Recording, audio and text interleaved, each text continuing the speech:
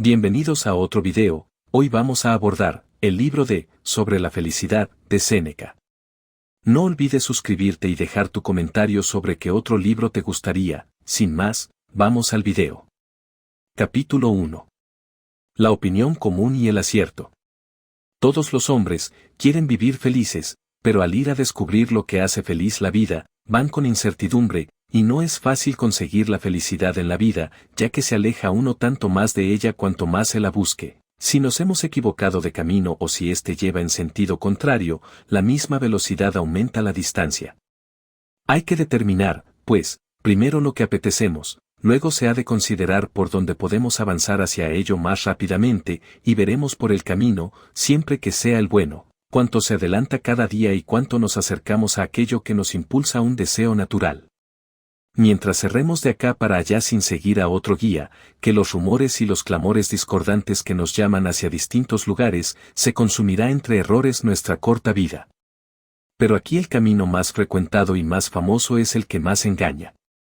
Nada importa, pues, más que no seguir, como ovejas, el rebaño de los que nos preceden, yendo así, no a donde hay que ir, sino a donde se va.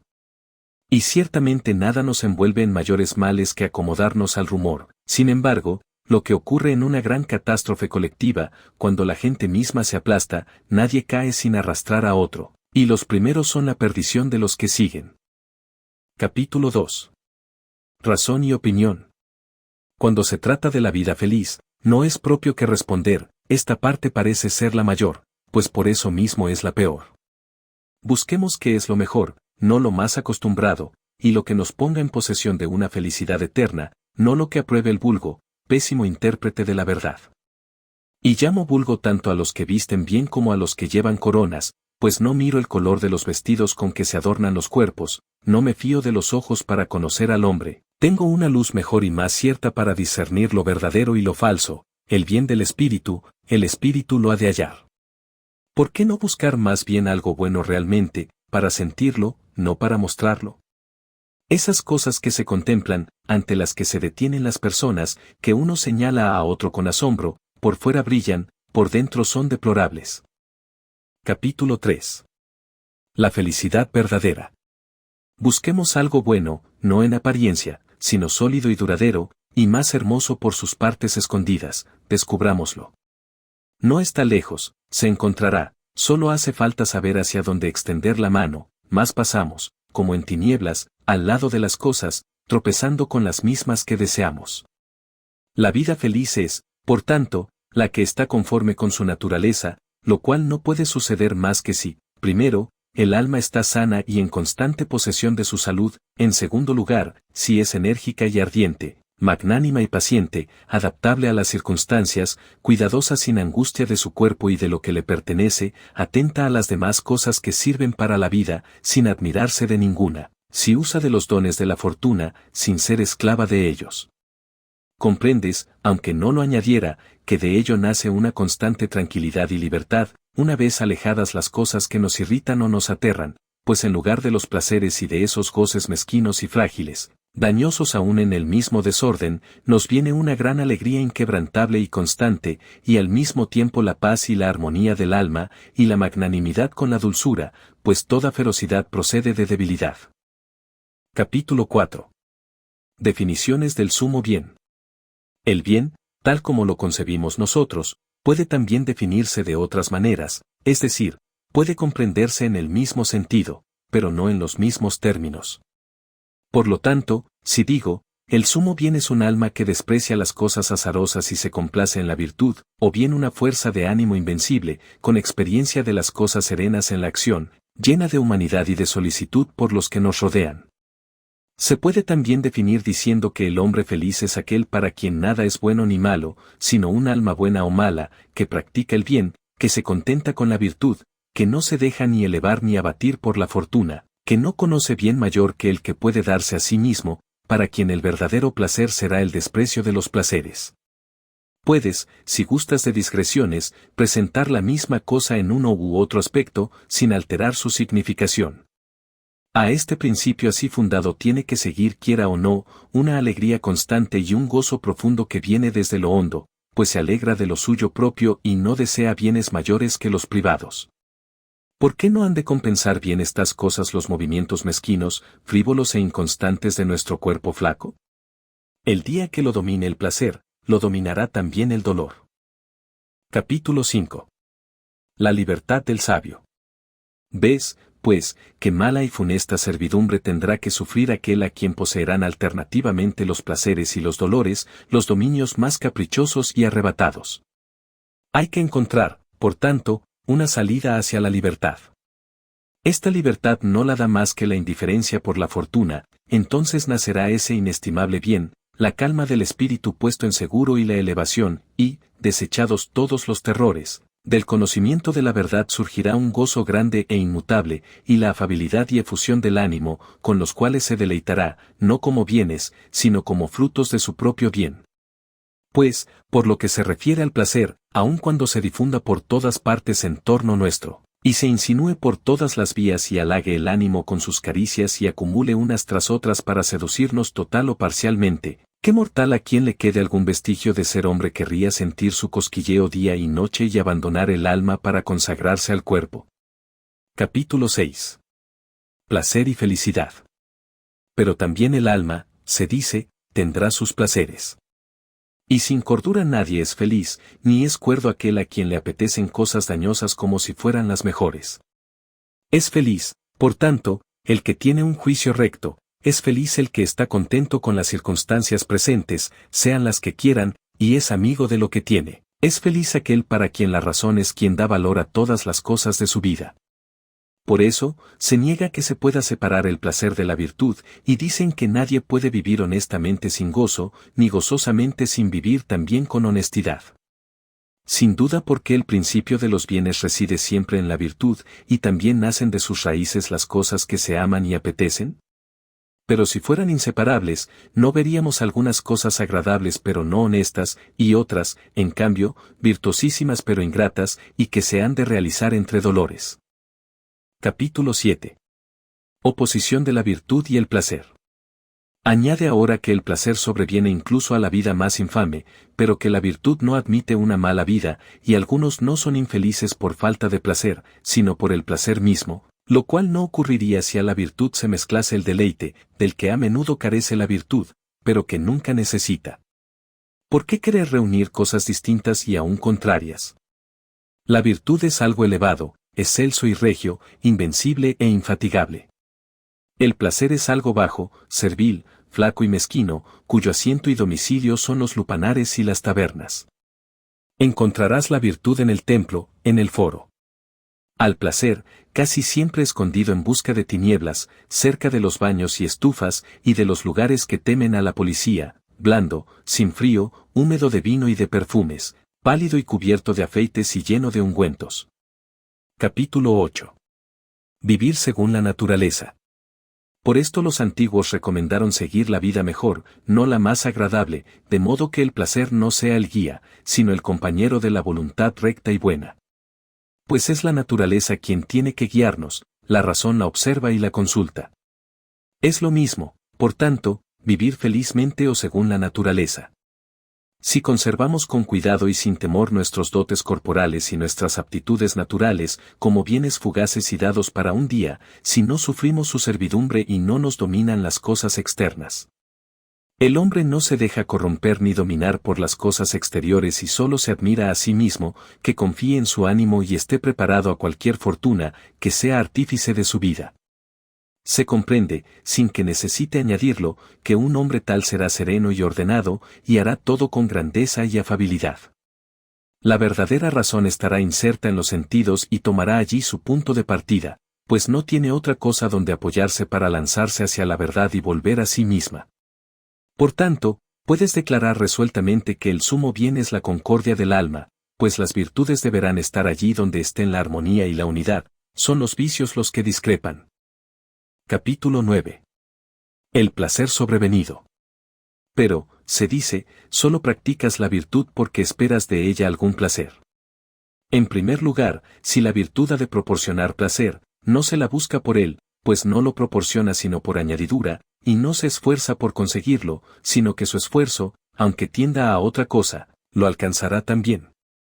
Así como en un campo arado para la siembra nacen aquí y allá algunas flores, pero no se ha tomado tanto trabajo por estas hierbecillas, aunque deleiten los ojos, el propósito del sembrador fue otro, y esto sobrevino. Así también el placer no es el pago ni la causa de la virtud, sino algo accesorio, y no se lo acepta porque deleite, sino que, si se lo acepta, también deleita. El sumo bien reside en el mismo juicio y en la disposición de un espíritu perfecto, cuando éste ha llenado todo su ámbito y se ha ceñido a sus límites, se ha realizado el sumo bien y ya no desea nada más. Capítulo 10. La actitud ante el placer.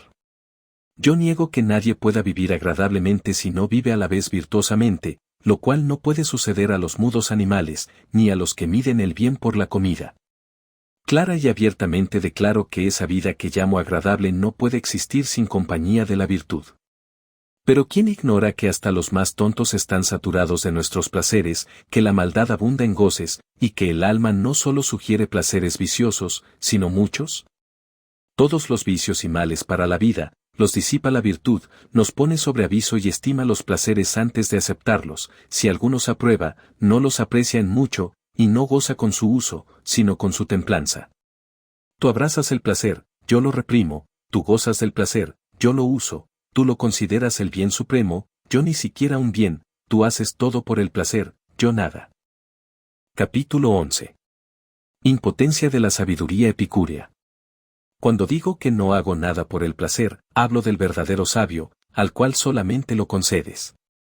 Pero no llamo sabio a quien tiene algo por encima de sí, y con mayor razón si es el placer.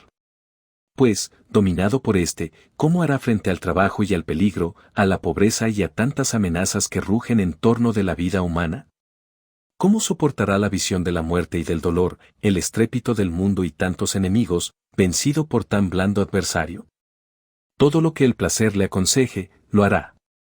Pero veremos si la virtud, entre los que la tratan tan afrentosamente, sigue siendo todavía virtud, pues no puede llamarse así si cede su puesto. Entre tanto, mostraré, que es de lo que se trata, a muchos asediados por los placeres, sobre los que la fortuna ha derramado todos sus dones, y que tendrás que reconocer malos.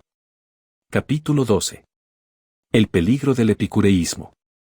Por el contrario, los placeres de los sabios son apacibles y moderados, acaso débiles, concentrados y apenas visibles, pues vienen sin ser llamados, y cuando llegan espontáneamente no son recibidos con honores ni con gozo alguno por los que experimentan, pues los mezclan en la vida como el juego y la diversión entre las cosas serias. Déjese pues, de unir cosas incompatibles y de enlazar el placer con la virtud, vicio con el que se adula a los peores. El hombre sumido en los placeres, siempre ahito y ebrio, por saber que vive con placer, cree vivir también con virtud, pues oye que el placer no puede separarse de la virtud, y entonces da a sus vicios el nombre de sabiduría y ostenta lo que debiera ocultar. Capítulo 13. El verdadero sentido de la doctrina de Epicuro. Yo mismo soy de la opinión de que los preceptos de Epicuro son venerables, rectos y, si los miras más de cerca, tristes, pues reduce el placer a algo escaso y mezquino, y la ley que nosotros asignamos a la virtud, él la asigna al placer. Pero ¿qué ocurre? Aquel que llama felicidad al ocio perezoso y a los goces alternativos de la gula y la lujuria, busca un buen apoyo para una mala causa, y mientras viene, inducido por aquel nombre seductor, sigue el placer, no el que le enseñan, sino el que trajo consigo, y una vez que empieza a juzgar sus vicios semejantes a los preceptos, cede a ellos, pero no con timidez y a escondidas, se entrega a la sensualidad abiertamente, descaradamente. El que se acerca a la virtud, da pruebas de un carácter noble, el que sigue al placer parece débil, quebrantado, menos hombre, propenso a caer en torpezas, a no ser que alguien le haya distinguido los placeres, para que sepa cuáles de ellos están dentro del deseo natural, cuáles llevan al abismo y son ilimitados, y cuanto más se los satisface, más insaciables. Capítulo 14. El riesgo del placer. Que la virtud vaya primera, que lleve el estandarte, no por eso tendremos menos el placer, pero seremos dueños y moderadores de él, nos hará ceder algo a sus súplicas, pero no nos impondrá nada. Pero los que han entregado el mando al placer carecen de uno y otro, pues pierden la virtud, y además no tienen el placer, sino que el placer los tiene a ellos, o se atormentan por su falta o se ahogan en su abundancia. Desdichados si los abandona, más desdichados si los abruma. Esto ocurre por una intemperancia excesiva y un amor ciego de su objeto, pues para el que busca el mal en vez del bien, es peligroso alcanzarlo. Capítulo 15. Obedecer a Dios es libertad. Pero solo la virtud puede elevarse hasta allí, su paso es quien ha de dominar esa pendiente, ella permanecerá firme y soportará todos los acontecimientos, no solo paciente, sino voluntariamente, y sabrá que toda la dificultad de los tiempos es una ley de la naturaleza, y como un buen soldado, soportará sus heridas, contará las cicatrices y al morir traspasado por los dardos amará al jefe por quien cae, tendrá siempre en su mente el viejo precepto, sigue a Dios. En cambio, el que se queja, llora, es obligado a la fuerza a hacer lo que está mandado, y no por ello es menos llevado sin querer a donde se le ordena. Qué locura es preferir ser arrastrado a seguir. Tanto, a fe mía, como, por necedad e ignorancia de la propia condición, dolerte de que te falte algo o te ocurra algo penoso, o igualmente extrañarte o indignarte de las cosas que tanto suceden a los buenos como a los malos, quiero decir las enfermedades, las muertes, los impedimentos y las demás miserias que acontecen inesperadamente a la vida humana. Aceptemos con buen ánimo todo lo que se ha de padecer por la constitución del universo. Estamos sujetos a la obligación de soportar las condiciones de la vida mortal y no perturbarnos por lo que no está en nuestro poder evitar. Hemos nacido en un reino, obedecer a Dios es libertad. Capítulo 16. La felicidad del sabio. Por tanto, la verdadera felicidad reside en la virtud. ¿Qué te aconsejará esta virtud? Que no estimes bueno o malo lo que no acontece ni por virtud ni por malicia, en segundo lugar, que seas inconmovible incluso contra el mal que procede del bien, de modo que, en cuanto es lícito, te hagas un Dios. Pues ¿qué, basta la virtud para vivir feliz? Siendo perfecta y divina, ¿por qué no ha de bastar? Incluso es más que suficiente. Pues ¿qué puede faltar al que está exento de todo deseo? ¿Qué necesita del exterior el que ha recogido todas sus cosas en sí mismo? Capítulo 17. Los principios y la conducta. Añade aún, si quieres, ¿por qué tienes posesiones más allá del mar? ¿Y más de las que conoces? Ayudaré enseguida a tus reproches y me haré más objeciones que las que imaginas, ahora te responderé esto, no soy un sabio y, para que tu malevolencia se regocije, nunca lo seré. Por esto no exijo de mi ser igual que los mejores, sino mejor que los malos, me basta con podar todos los días algo de mis vicios y castigar mis extravíos. No he llegado a la salud, ni llegaré siquiera, compongo para mi gota más calmantes que remedios, contento si los ataques son menos frecuentes y menos dolorosos, pero comparado con otros pies, yo, impotente, soy un corredor. Capítulo 18. La malevolencia no respeta a nadie.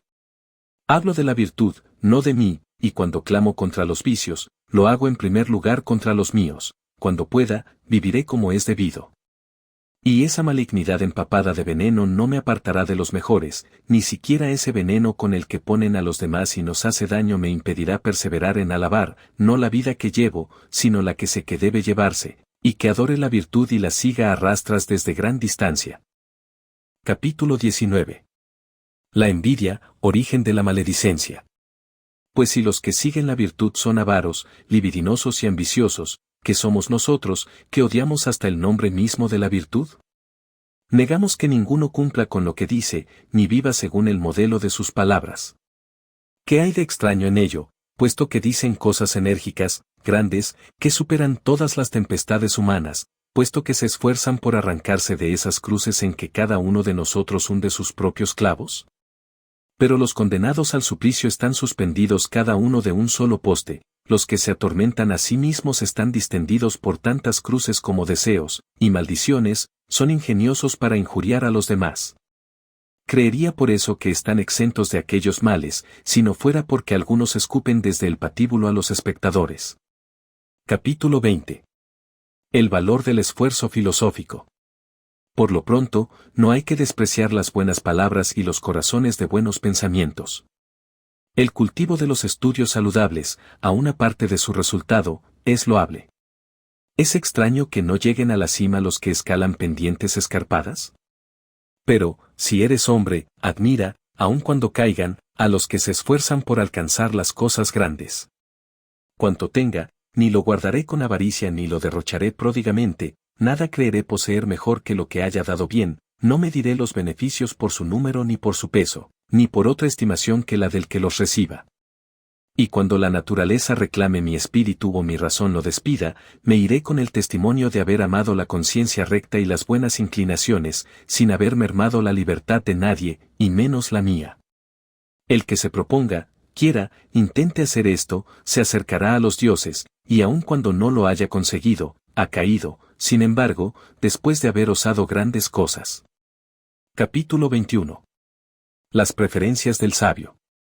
Nosotros, al odiar la virtud y a quien la practica, no hacemos nada nuevo, pues también los ojos enfermos temen el sol, y los animales nocturnos huyen del esplendor del día, pues el sabio no se considera indigno de ningún don de la fortuna. No ama las riquezas, pero las prefiere, no las recibe en su alma, pero sí en su casa, y no rechaza a quien las posee, pero las domina, y quiere que proporcionen a la virtud una materia más amplia. Capítulo 22. El papel de las cosas preferibles. No se despreciará el sabio aunque sea de pequeñísima estatura, pero preferirá ser alto. Y débil de cuerpo o con un ojo de menos estará bien, aunque prefiera gozar de la robustez corporal.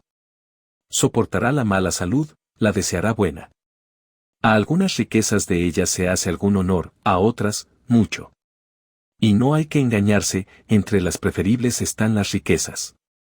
Para mí las riquezas, si se pierden, no me quitarán más que a sí mismas, tú te quedarás pasmado, y te parecerá que estás abandonado de ti mismo si se alejan de ti, en mí las riquezas tienen algún lugar, en ti el más alto. En suma, las riquezas son mías, tú eres de las riquezas. Capítulo 23. El uso de las riquezas. Tendrá el filósofo grandes riquezas, pero no arrebatadas a nadie ni manchadas de sangre ajena, adquiridas sin perjuicio de ninguno, sin negocios sucios, que salgan tan honradamente como entraron, de las que no se lamenten más que los malévolos. Acumula cuanto quieras, son honradas, aunque hay entre ellas muchas cosas que todos quisieran llamar suyas, no hay nada que nadie pueda decir suyo. Pero el sabio no rechazará los favores de la fortuna, y ni se envanecerá ni se avergonzará del patrimonio adquirido por medios honrados. Incluso podrá envanecerse si, después de abrir su casa y recibir en ella a toda la ciudad, pudiera decir, lo que cada uno reconozca como suyo, que se lo lleve. Quiero decir, si se presta seguro y tranquilo a la investigación del pueblo, si nadie encuentra en su casa nada a que no sea de él, podrá ser rico franca y abiertamente. Dará a los buenos o a los que podrá hacer buenos, dará con suma prudencia, eligiendo a los más dignos, como quien recuerda que hay que dar cuenta tanto de los gastos como de los ingresos, dará por motivos rectos y justificados, pues entre los derroches viciosos se cuenta un mal empleado, tendrá la bolsa fácil, pero no agujereada, de la que salgan muchas cosas y nada se caiga. Capítulo 24. El arte de dar. A alguno no les daré, aunque les falte, porque aun cuando les hubiera dado, les faltará, a algunos les ofreceré, a otros incluso les instaré. Póngase la donación en un lugar donde no deba reclamarse, pero pueda ser devuelta. Colóquese el beneficio como un tesoro enterrado profundamente, que no desenterrará si no fuera necesario.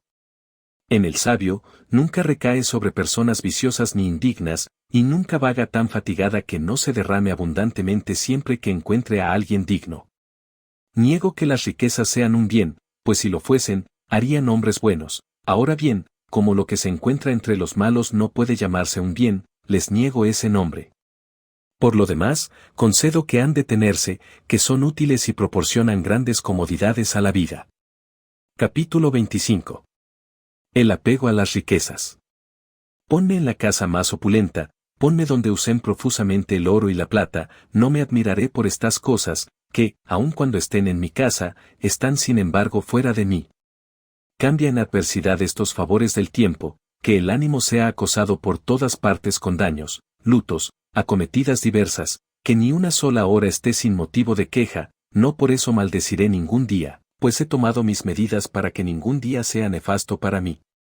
Entonces, prefiero moderar mis alegrías a reprimir mis dolores. Prefiero ser vencedor a ser cautivo. Despreciaré todo el imperio de la fortuna, pero si se me da la elección tomaré lo mejor de él.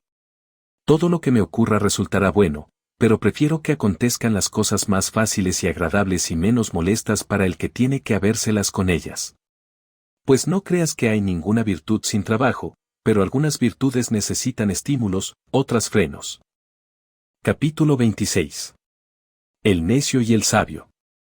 Hecha esta división, prefiero practicar aquellas que se han de ejercitar más tranquilamente, antes que aquellas cuyo ejercicio requiere sangre y sudor. ¿Qué diferencia hay entre el necio y el sabio, si ambos queremos poseer? Muchísimas, pues las riquezas del hombre sabio están en servidumbre. Las del necio, en el poder. El sabio no permite nada a las riquezas permiten todo a nosotros, como si alguien nos hubiera prometido su eterna posesión, nos acostumbramos y apegamos a ellas. El sabio, cuando más piensa en la pobreza es cuando está en medio de las riquezas. Si alguien arrebata sus riquezas al sabio, le dejará todo lo suyo, pues vive contento con el presente, tranquilo sobre el porvenir. Capítulo 27. El ejemplo de los filósofos.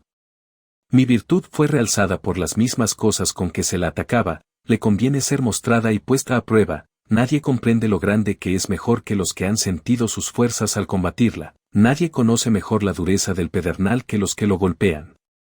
Me muestro como una roca aislada en medio de un mar agitado, que las olas no dejan de azotar, por cualquier lado que se muevan, no por ello la conmueven ni la desgastan con tantos siglos de continuos embates. Todo lo que embiste contra las cosas que son firmes e invencibles, ejercita su fuerza en su propio daño. ¿Por qué no contemplemos mejor nuestros males, que nos acribillan por todas partes, unos atacando desde fuera, otros ardiendo en nuestras mismas entrañas? Los asuntos humanos no están en tal situación, aunque conozcamos poco nuestro estado. Capítulo 28. La amenaza prevista. No comprendemos esto, y tenemos un aspecto impropio de nuestra situación, como muchos que están en el circo o en el teatro mientras ha ocurrido una desgracia en su casa y aún no les han avisado el mal. Pero yo, que miro desde lo alto, veo que tempestades nos amenazan para estallar poco más tarde, o ya próximas para arrebatarnos, a nosotros y nuestros bienes, se acercan cada vez más. ¿Qué digo? ¿Acaso ahora mismo, aunque apenas se sienta, no agita y revuelve el torbellino en nuestras almas, que rehuyen y buscan las mismas cosas y tan pronto las eleva a lo más alto como las arrastra a los más hondos abismos?